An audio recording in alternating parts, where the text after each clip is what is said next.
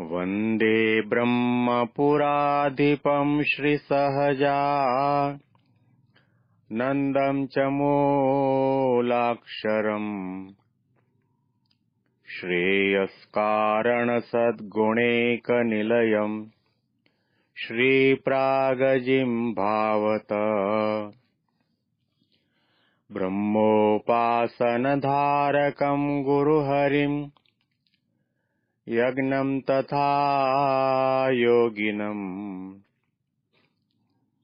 प्रीत्येवं प्रमुखं महन्तमनिशं श्रीजीस्वरूपं मुदा। મહિમાનો મહિમા પ્રવચનમાળામાં સૌને સાષ્ટાંગ પ્રણામ. જય સ્વામિનારાયણ. આજે આપણે 64 પદીના 39મા પદમાં પ્રવેશ કરી રહ્યા છીએ. અન્ન ધન ગયે મળે અન્ન ધન, વસ્ત્ર ગયે વસ્ત્ર મળે, ગયે ભુવન મળે ભુવન, દિન ગયે દિન વળે, રાજ ગયે આવી મળે રાજ, સાજ સમાજ સહી, પણ ગઈ મળે નહીં લાજ, કહેવાની હતી તે કહી. લાજ ખોઈને કરવું કાજ, એ તો અકાજ ખરું. લાજ ખોઈને કરવું કાજ, એ તો અકાજ ખરું. મર મળે ત્રિલોકીનું રાજ, ગોળ્યું પર હરો પરું. બેઠી બદલામી જેને શીશ, ટેળે નહીં કોઈ પડે. કહે નિષ્કુળાનંદ વસાવીશ, લખાય છે તે કાગળે. આગળના પદની અંદર સંતો અને હરિભક્તોએ પંચવર્તમાનનું યથાર્થ રીતે પાલન કરવું, ધર્મનું પાલન કરવું, ભગવાનના ગમતા પ્રમાણે, ભગવાનની મરજી પ્રમાણે, ભગવાનની રુચિ પ્રમાણે સેવા, ભક્તિ અને સત્સંગ કરવાને જીવન બનાવવું. પરંતુ જે વ્યક્તિ ધર્મને નેવે મૂકીને, ભગવાન અને સંતને ઓશિયાળા કરીને,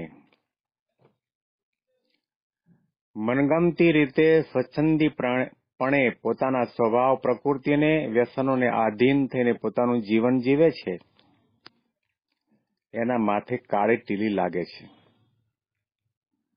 સમાજમાં તે વ્યક્તિ પ્રતિષ્ઠાહીન બની જાય છે. સમાજમાં તેની બદનામી થાય છે. એના નામને માથે કાળું ટીલું લાગે છે, કલંક લાગે છે. એટલા માટે નિષ્કુળાનંદ સ્વામી અલગ દ્રષ્ટાંત આપીને આ પદની અંદર સમજાવે છે કે કદાચ આપણા ઘરમાં 100 ટન અનાજ હોય અને કોઈ ચોરી જાય અથવા તો બળી જાય તો અન્ન પાછું મળશે. લાખો રૂપિયા હોય ને ચોરાઈ જાય એ પૈસા પણ પાછા મળશે. સારા સારા વસ્ત્ર આભૂષણ હશે, તે ચોરાયા હશે, બળ્યા હશે તો એ પણ પાછા મળશે. કદાચ આપણે એક ભુવનના રાજા હોઈએ, એ ભુવન આપણું ચાલુ જાય, રાજ્ય ચાલુ જાય તો રાજ્ય પણ પાછું મળશે. અને આપણો સમાજ પણ પાછો મળશે. પણ ગઈ મળે નહીં લાજ, કહેવાની હતી તે કહી. એક વખત લાજ ગઈ, પ્રતિષ્ઠા ગઈ, બહુમાન ગયું. લોકોની દ્રષ્ટિમાં આપણે પ્રતિષ્ઠિત, પ્રશંસનીય, આદરણીય વ્યક્તિ હતા, એ બધું ચાલ્યું ગયું તો ફરીથી મળવું મુશ્કેલ છે. પછી ગમે તેટલા ધમ પછાડા કરો પણ તો પણ આપણને એ પાછું નથી મળતું. એટલા માટે કહું કે લાજ ખોઈને કરવું કાજ એ તો અકાજ ખરું. એ ખરાબ કામ છે, લાજ મૂકીને કામ કરવું. યોગીજી મહારાજ ઘણી વખત પોતાના પ્રવચનની અંદર વાત કરતા, લાજે લુગડા પહેરીએ, લાજે દીજીએ દાન, લાજ વિનાના માનવીને લાંબા લાંબા કાન. યોગી બાપા પ્રશ્ન પૂછતા, લાંબા લાંબા કાન એટલે કોણ કહેવાય? અને સભામાં બેઠેલા લોકોની પાસે જ બોલાવતા કે લાંબા લાંબા જેને કાન હોય એને ગધેડો કહેવાય. જેને કોઈ શરમ નહીં, જેને કોઈ લાજ નહીં, જેને કોઈ મર્યાદા નહીં, જેને કોઈ સંયમ નહીં. એમ જે વ્યક્તિ ભગવાનના માર્ગે ચાલી હોય કે ભગવાનના માર્ગે ન ચાલી હોય તો પણ સમાજની અંદર એનું સારું ક્યારે દેખાય છે કે જ્યારે માનવતાના ધર્મ પ્રમાણે વર્તે, સદાચારી વર્તે, ઇન્સાનિયત એના જીવનની અંદર હોય. અને આશ્રમની જે મર્યાદા છે એ મર્યાદાને ક્યારેય પણ નેવે ન મૂકે. મર્યાદા પ્રમાણે જ ચાલે, મર્યાદા પ્રમાણે જ જીવે, મર્યાદા પ્રમાણે જ ખાય, પીવે, જુએ, સાંભળે, બોલે તો સમાજમાં એની પ્રતિષ્ઠા રહે. એવી જ રીતે ભગવાનના માર્ગની અંદર પણ જે વ્યક્તિ ચાલી છે, સાધના કરે છે, એની લોકમાં અને પરલોકની અંદર પ્રતિષ્ઠા ક્યારે બની રહે? સમાજની દ્રષ્ટિએ અને સંતની દ્રષ્ટિએ અને ભગવાનની નજરની અંદર એ સારી વ્યક્તિ ક્યારે ગણાય કે જ્યારે એ પોતપોતાના ધર્મની અંદર રહે ત્યારે. જોવાની ના નથી, પરંતુ જોવામાં સંયમ હોવો જોઈએ, પવિત્રતા હોવી જોઈએ, પરોપકારની ભાવના હોવી જોઈએ. જે કંઈ જોઈએ એનાથી આપણામાં ખુશી આવે, આનંદ આવે. અને જેને જોઈએ એને આપણે બે શબ્દ બળના, હિંમતના, પ્રોત્સાહનના કહીએ. આપણી વાણી એ પણ સંયમમાં હોય. આપણી વાણી પણ હિતકારી વચન બોલતી હોય, પ્રિય વચન બોલતી હોય, ધર્મમાં રહીને બોલતી હોય, સત્ય બોલતી હોય, ભગવાનના મહિમાની વાતો કરતી હોય.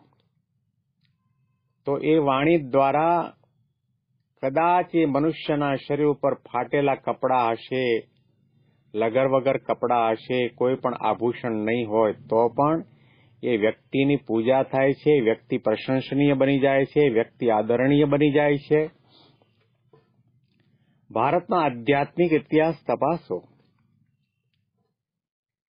કે વર્ષો પહેલા જંગલની અંદર રહેવાવાળા ઋષિ મુનિઓ કંદમળ ખાતા હતા, ઝૂંપડામાં રહેતા હતા અને વૃક્ષની છાલમાંથી બનાવેલા પત્ર પહેરતા હતા. એનું શરીર પાંદડાથી ઢંકાયેલું હોય, કોપીન માત્ર પહેરતા હોય, છતાં પણ એવા પવિત્ર સંતની વાણી સાંભળવા રાજા મહારાજા ક્યાં ક્યાંથી આવતા અને દર્શન કરવા માટે આવતા. કારણ કે આની વાણીમાં પવિત્રતા છે, નીતિમત્તા છે, સદાચાર છે, સંયમ છે, હિતકારની ભાવના છે. ભગવાનની મહિમાની વાતો આવે છે. જે કોઈ સાંભળે એનું હિત થાય, આ લોકમાં અને પરલોકમાં સુખી થાય, ભગવાનના માર્ગે ચાલે, એનું જીવન સદાચારી પરમ પવિત્ર બને એવી પ્રકારની ભાવના સાથે બોલતા હોય છે. એની વાણીમાં દંભ ન હોય, કપટ ન હોય, છળ ન હોય, પ્રપંચ ન હોય, મારું તારું વેજેરની ભાવના ન હોય. એવી પ્રકારની વાણી જે વ્યક્તિ બોલે છે એનું સમાજમાં પણ સારું દેખાય અને આધ્યાત્મિક માર્ગમાં પણ સારું દેખાય. યોગીજી મહારાજ કાલી ગેલી ભાષામાં પ્રવચન કરતા. એની ભાષામાં કોઈ આડંબર નહોતો. એની ભાષાની અંદર કોઈ સાહિત્ય, વ્યાકરણ, શબ્દની ચમત્કૃતિ, ભારે ભારે શબ્દો, એવો પ્રકારના વાક્યો નહોતા આવતા. એમની ભાષા, એમનું પ્રવચન, એમનું બોલવું કોઈને આંજવા માટે નહીં, પરંતુ જે કોઈ સાંભળે એનું જીવન પ્રકાશિત થાય, એને અજવાળું મળે, એના માર્ગની અંદર આગળ વધી શકે. મળતું હોય તે બેઠું થાય, બેઠો હોય તે ચાલતો થાય, ચાલતો હોય તે દોડતો થાય, અને દોડતો હોય તે ઉડતો થાય, અને ભગવાનના ધામ સુધી પહોંચી જાય. આવી પ્રકારની અદ્ભુત વાણી યોગીજી મહારાજની હતી, કારણ કે એમની વાણી મર્યાદામાં હતી, સંયમમાં હતી, ભગવાનને ધારીને બોલતા હતા. એટલા માટે નિષ્કુળાનંદ સ્વામી સમજાવે છે કે લાજ મૂકીને, નિર્લજ થઈને કોઈ પણ પ્રકારની ક્રિયા ન કરવી. જ્યારે મર્યાદાનો ત્યાગ કરીને, લાજનો ત્યાગ કરીને, સંયમનો ત્યાગ કરીને, આપણા ધર્મનો ત્યાગ કરીને ન સાંભળવાનું સાંભળીએ તો પણ લાજ જાય, ન બોલવાનું બોલીએ તો પણ લાજ જાય. અને બોલવા ઉપરથી તો માણસની કિંમત થઈ જતી હોય છે.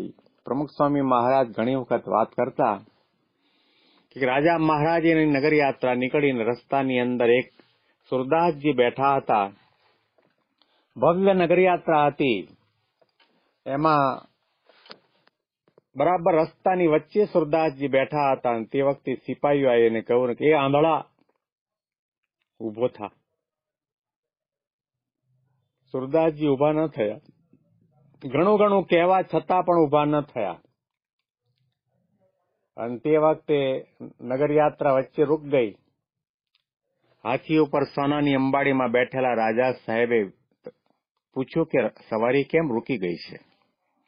તો કહ્યું કે વચ્ચે એક આંધળો બેઠો છે, એને દંડો માર્યો, ગાળો આપી, ઉભા થવાનું કહ્યું છતાં પણ એ ઉભો નથી થતો.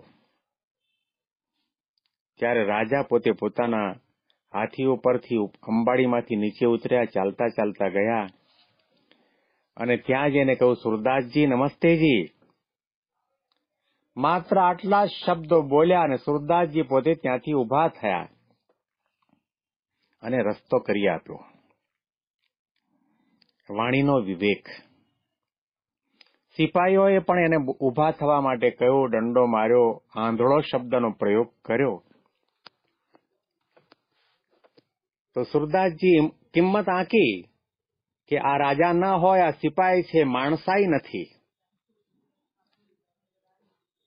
મારા કર્મના કારણે, મારા પૂર્વના પાપના કારણે કદાચ ભગવાને મને આંખ નથી આપી.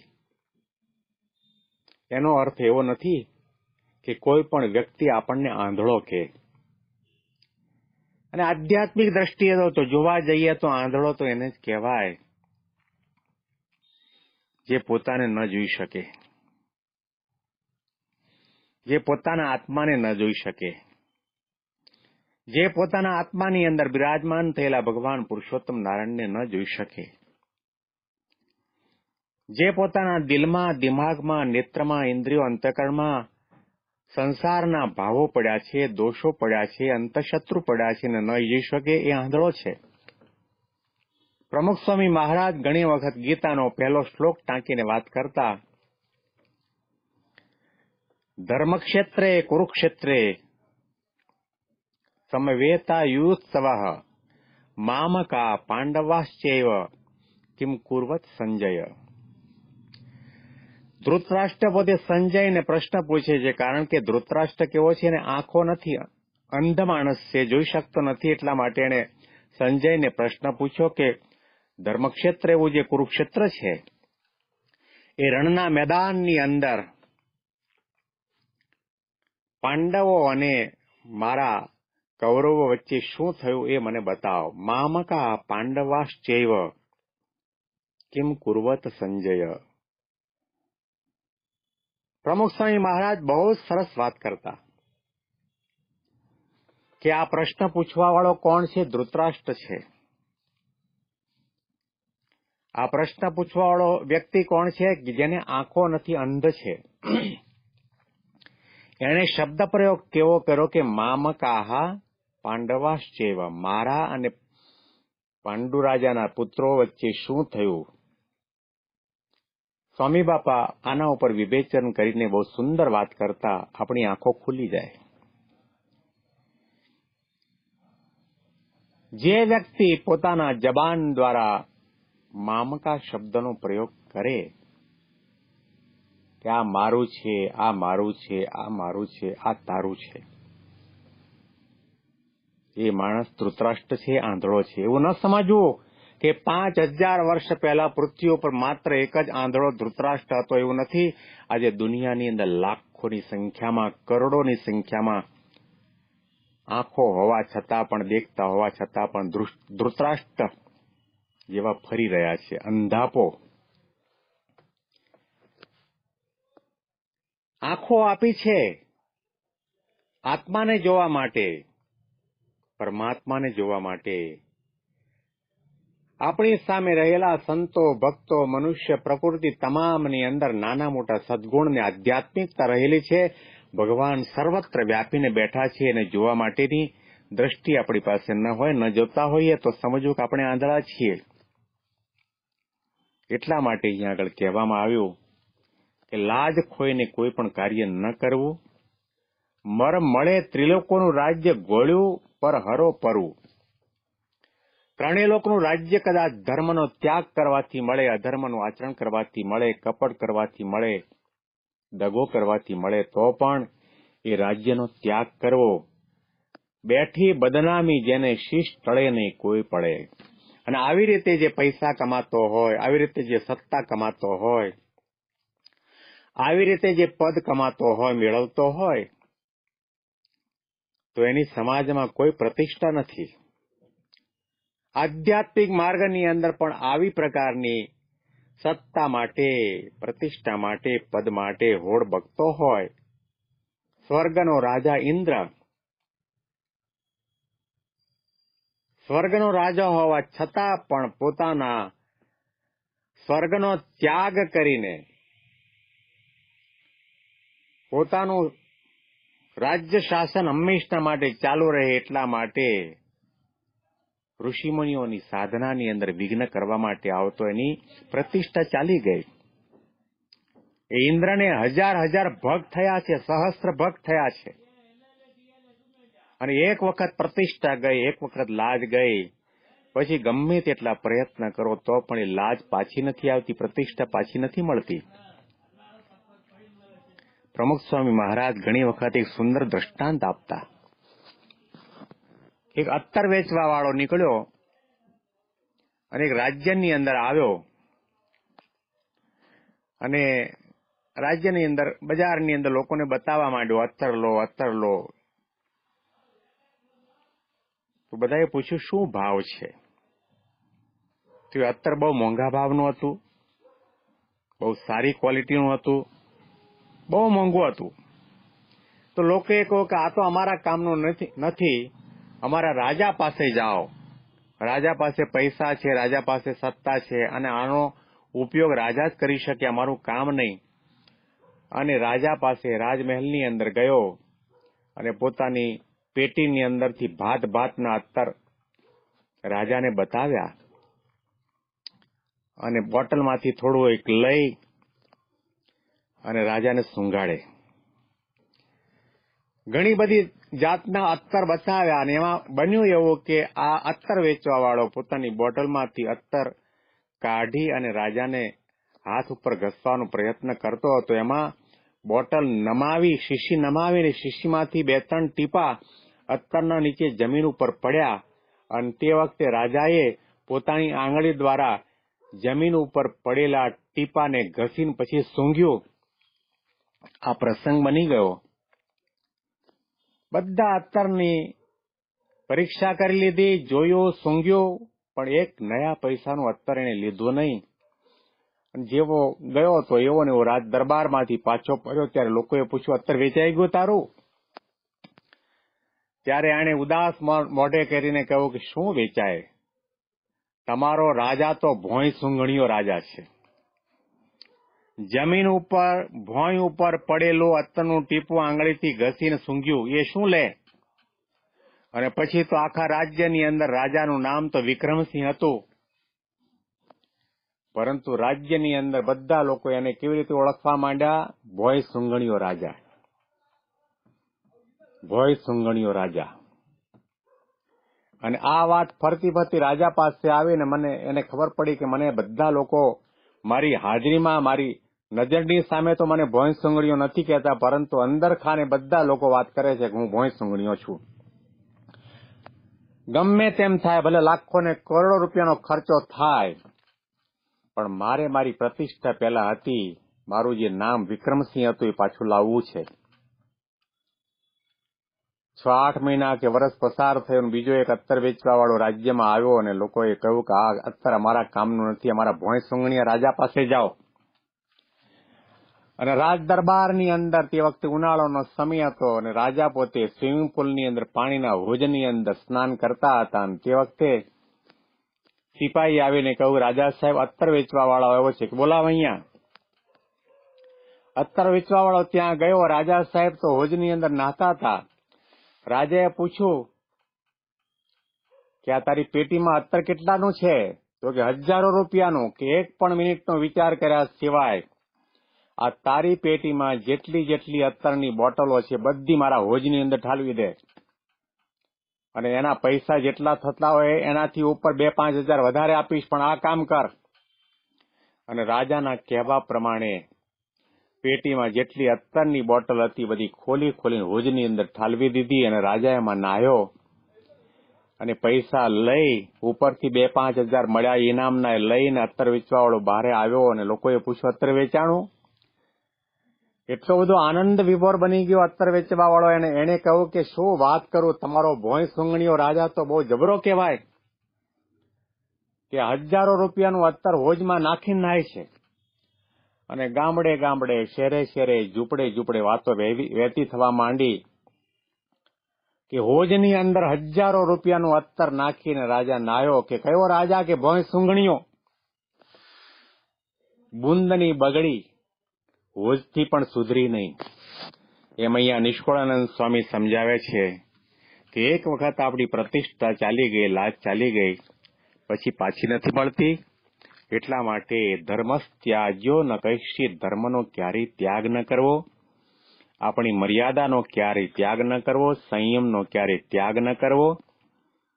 પતિ છીએ તો પતિના ધર્મ પ્રમાણે, પત્ની છીએ તો પત્નીના ધર્મ પ્રમાણે, બહેન છીએ તો બહેનના ધર્મ પ્રમાણે, ભાઈ છીએ તો ભાઈના ધર્મ પ્રમાણે, સત્સંગી છીએ તો સત્સંગીના ધર્મ પ્રમાણે, અને સાધુ છીએ તો સાધુના ધર્મ પ્રમાણે આપણું જીવન બને. તો પછી કાળી ટીલી ન લાગે. ભગવાન સ્વામિનારાયણને પ્રાર્થના કરીએ, પ્રમુખ સ્વામી મહારાજ અને મહંત સ્વામી મહારાજને પ્રાર્થના કરીએ કે આપણું સૌનું જીવન સદાચારી બને, પવિત્ર બને, નીતિમય બને, સંયમી બને. મહિમાની વિશેષ વાતો આપણે આવતીકાલના પ્રવચનની અંદર સાંભળીશું. સૌને સાષ્ટાંગ પ્રણામ. જય સ્વામિનારાયણ.